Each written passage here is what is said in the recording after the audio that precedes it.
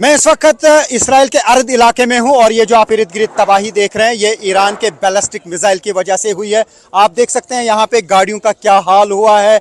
इतनी शिद्दत थी इस धमाके की कि दूर दूर तक जो गाड़ियां थी वो बिल्कुल चकनाचूर हुई हैं। मैं दिखाने की कोशिश करूंगा यहाँ पे क्या हाल हुआ है इस पूरे इलाके का। तो यहाँ पे आप देख सकते हैं क्या हाल हुआ है। ये वही एरिया है जहां पर ईरान की तरफ से दागे गए मिसाइल ने तबाही मचाई है।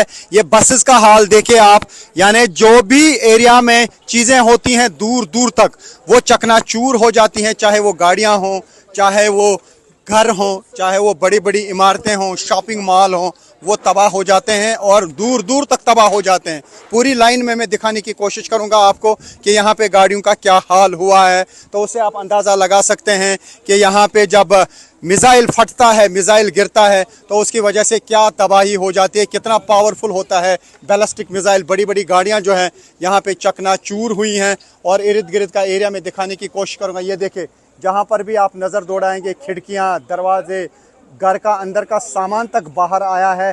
इतनी शिद्दत इन धमाकों की रही है। हालांकि ये थोड़ा सा दूरी पर है, यानी जहां असल में मिसाइल फटा है उसकी दूरी पर भी आप देखिए किस तरीके का असर रहता है। तो यहाँ पे लगातार बर्बादी हो रही है ईरान की तरफ से दागे गए मिसाइल्स की वजह से।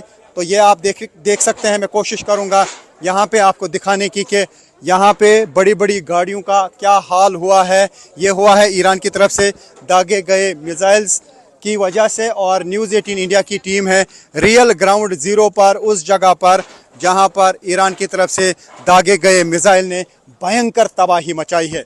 Rifat Abdullah, news 18 India, Israel.